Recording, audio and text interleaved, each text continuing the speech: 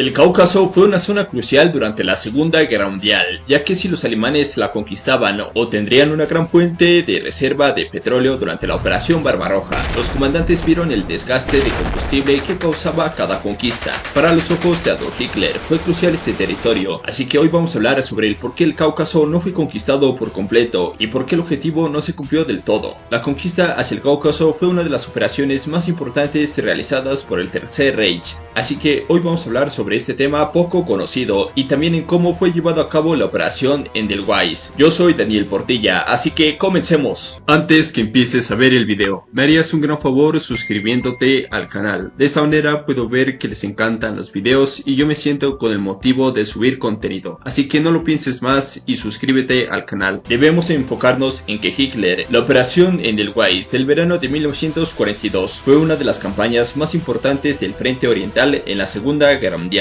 La razón fue que el Tercer Reich puso su práctica por última vez a gran escala la guerra relámpago, con la finalidad de hacerse con los vitales pozos petrolíferos de Azerbaiyán y el mar Caspio, librándose una cruenta batalla entre las fuerzas del eje y la Unión Soviética, que pelearon hasta las últimas consecuencias por mantener en su poder las altas cumbres del Cáucaso. Tenemos que entender que el Cáucaso desde tiempos inmemorables fue considerado un nexo de unión entre distintas civilizaciones a Oriente y Occidente, ya que sin duda era la puerta del acceso entre Europa y Asia, también conocida esta región como Eurasia, debido a que funcionaba a los dos continentes sobre una enorme placa tectónica. Esta enorme cordillera de picos nevados se convirtió desde la antigüedad en uno de los pasos más estratégicos del mundo, pero sobre todo desde las guerras ruso-turcas desde el siglo XVIII y XIX, o durante la Primera Guerra Mundial entre 1914 y 1918, que desangró tanto al bando de los aliados como el de los imperios centrales. Bajo el nombre de la operación Edelweiss, planteada por Adolf Hitler, fue una campaña orientada a apoderarse de los campos petrolíferos del Cáucaso, pero también como una empresa geopolítica a gran escala por las supuestas implicaciones estratégicas que tendría a nivel internacional, ya que consiste en un ambicioso proyecto destinado a neutralizar de un solo golpe tanto a la Unión Soviética como al Reino Unido. Primeramente, el ejército alemán iría por el Cáucaso y Asia Central, propiciando la rebelión de las tribus caucásicas y musulmanas contra los rusos. Se calculó poder movilizar a 2 millones de centroasiáticos, y al mismo tiempo en Egipto las fuerzas de Italia y el Afrika Korps cerrarían el canal de Suez e irrumpirían en Oriente Medio, levantando a los pueblos árabes contra el Imperio Británico. Además, esperaría de que Japón emprendería un desembarco en el Golfo Pérsico para bloquear el Océano Índico y aislar la India, que sería liberada mediante motines internos de nacionalistas hindús y un avance del ejército japonés desde Birmania, a medida de que se fueran cumpliendo todos los objetivos de forma escalonada. También se daba por hecho de que Turquía y Persia se unieran a las potencias del eje, las cuales volcarían sus ejércitos contra los anglos soviéticos y comenzaría la derrota de los aliados. Aproximadamente el eje desplegó un total de 600.000 efectivos, entre 400.000 alemanes, 150.000 rumanos, 20.000 eslavos, 18.000 chechenos, 6.000 azeríes, 5.000 turcomanos, 4.000 georgianos, 3.000 árabes, 3.000 norcaucásicos, 3.000 camulcos, 2.000 armenios, 1.200 fineses, 1.000 cosacos y 700 tártaros, además de un material de 200 tanques, 112 cazacarros Stuka 3 y 88 blindados Panzer 3, como también el Panzer 4, y también más de 2.000 cañones, como también los morteros, y para finalizar 1.300 aviones de la Luftwaffe.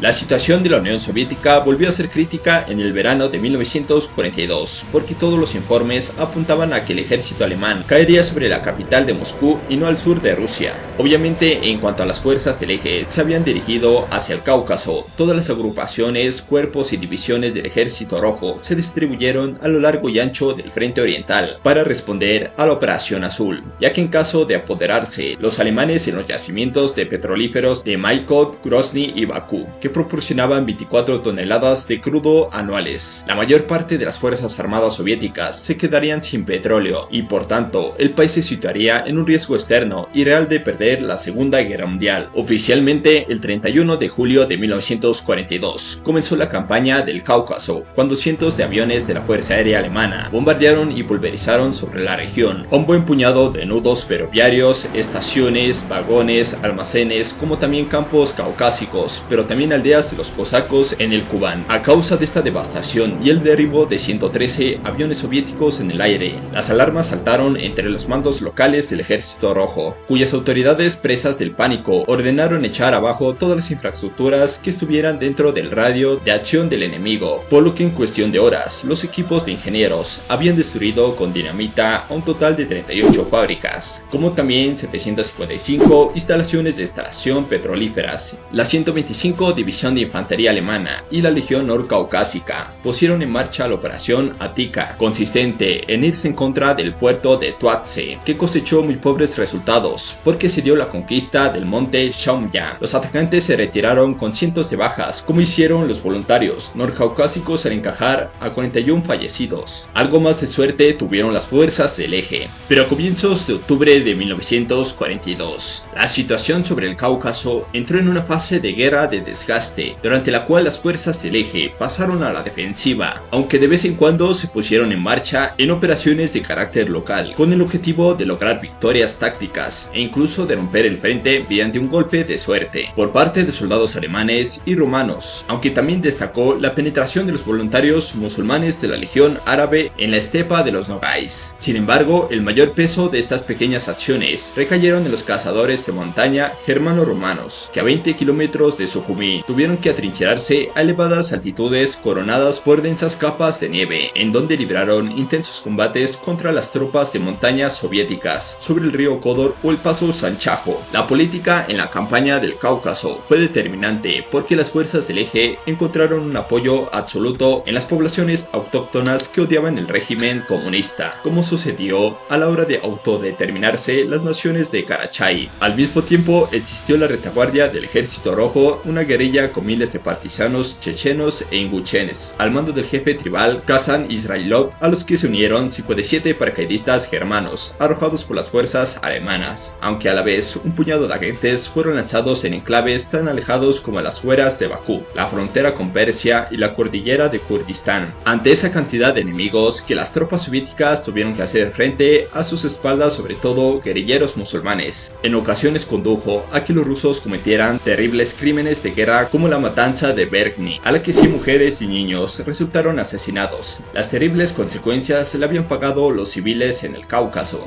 Mientras tanto, en el cielo la Fuerza Aérea Alemana contribuyó decisivamente a debilitar la Unión Soviética sobre el Cáucaso, pero tan solo el 10 de octubre de 1942, un escuadrón de bombardeos germanos arrojó sus bombas sobre los campos petrolíferos de Grozny, provocando la destrucción de numerosos pozos y generando enormes humaredas de crudo ardiendo que se elevaron a más de 5.000 metros sobre Chechenia. De igual manera, sobre el mar Caspio, una escuadrilla de 55 cazas Bf-109 se dedicaron a disparar a diversos tipos de embarcaciones que surcaban las aguas, logrando hundir aproximadamente entre 10.000 y 12.000 toneladas diarias de suministros que iban destinados al Ejército Rojo. La última ofensiva del eje sobre el Cáucaso comenzó el 25 de octubre de 1942, mediante un bombardeo de 100 aviones de la Luftwaffe, que enterró las posiciones del Ejército Rojo y facilitó su posterior arroyo por parte de las fuerzas terrestres germano-romanas. Apenas sin muchas dificultades, un total de 11.000 soldados soviéticos fueron embolsados y hechos prisioneros justo después de abrirse una brecha en medio del frente, por donde enseguida se colaron las formaciones motorizadas de la 13 División Panzer y la 2ª División de Montaña Rumana, que convergieron sobre Nalchik e hicieron otros 7.000 cautivos rusos a la jornada del 28,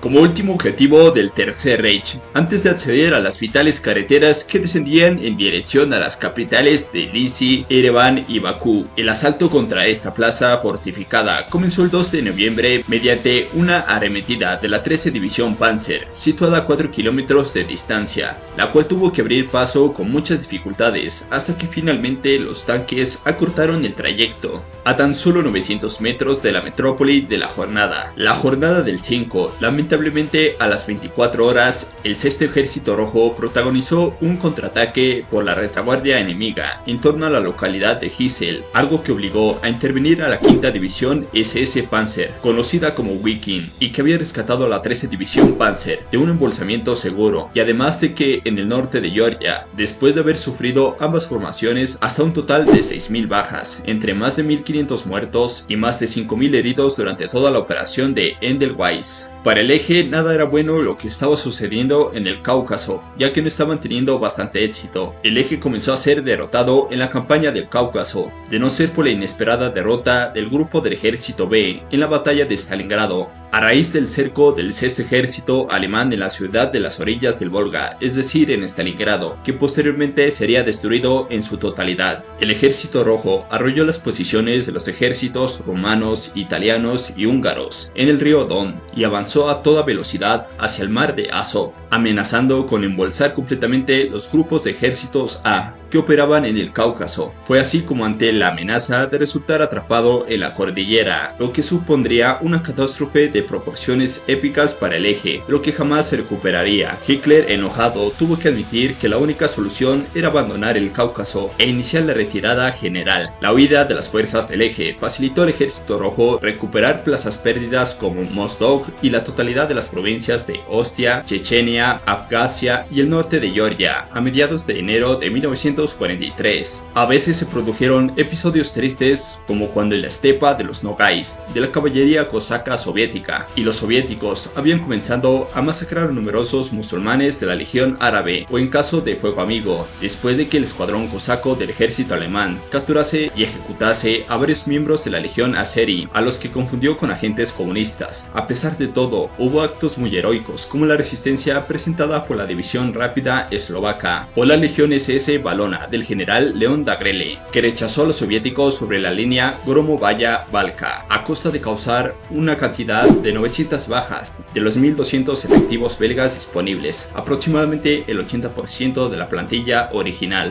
Aquellas acciones no sirvieron para detener al ejército rojo, y tan siquiera una compañía de tanques Tiger que pulverizaron a decenas de blindados T-34 a 1.500 metros de distancia desde el río Mantich, ya que finalmente las tropas soviéticas habían avanzado imparablemente y recuperando algunos territorios del Cáucaso. El 17 de enero de 1943, algunos pozos petrolíferos fueron incendiados por los alemanes y habían incendiado casi un total de 10.000 toneladas de combustible. Lo que tenemos que entender es que a inicios de febrero de 1943, las divisiones del Ejército Rojo estaban tan exhaustas y agotadas que no tuvieron más remedio que paralizar su ofensiva en lo que es el Cáucaso, gracias a este respiro otorgado por el Estado Mayor soviético, que no quería arriesgarse a perder los logros obtenidos en la batalla de Stalingrado. Las fuerzas supervivientes del grupo de ejércitos A pudieron levantar el oeste de la Axis caucásica, un perímetro defensivo al que bautizaron como la cabeza de puente del Kubán. Mientras tanto, algo más arriba, en la jornada del 7 de febrero de 1943, el último tanque perteneciente a la 16 División Motorizada Alemana cruzó el puente sobre el río Don en dirección a Rostov, después de un recorrido de casi 550 kilómetros por acto seguido de la infraestructura volada con dinamita, en la que constituyó el episodio final de la operación Edelweiss. En conclusión a todas estas cifras, la Unión Soviética había sufrido un total de más de 510.000 bajas, entre 247.000 muertos o prisioneros y más de 260.000 heridos. El eje había sufrido más de 117.000 bajas. Entre esas bajas había más de 72.000 alemanes y más de 44.000 rumanos, entre los que hubo 34.000 muertos, 22.000 alemanes y 12.000 rumanos, y con alemanes y rumanos habían 83.000 heridos. La operación Edelweiss fue una de las campañas del Frente Oriental mejor planificadas por el ejército alemán y peor conducidas debido a los continuos cambios de planes sobre la marcha, en especial por la observación de Adolf Hitler en distraerse con la batalla de Stalingrado, la priorización de los recursos humanos y materiales al grupo de ejércitos B, que se encontraba paralizado junto a las orillas del río Volga, y la poca atención prestada del grupo de ejércitos A, que ya había conseguido apoderarse de los pozos petrolíferos de Maikov y había agitado a las minorías norcaucásicas, gregorianas, armenias y azeríes contra el ejército rojo. La verdad es que esto echó al traste la última oportunidad real del eje para hacerse con el petróleo de Grozny y Bakú, conquistar el Cáucaso y atraer a su bando a Turquía, y por ende ganar la Segunda Guerra Mundial. Pero como podemos ver, este no fue el resultado, y por ende los alemanes tuvieron que cancelar esta operación, ya que los soviéticos habían ganado en Stalingrado y estaban haciendo retroceder rápidamente a los alemanes. Y esto sería todo por hoy. ¿Crees que si los alemanes no hubieran perdido la batalla de Stalingrado,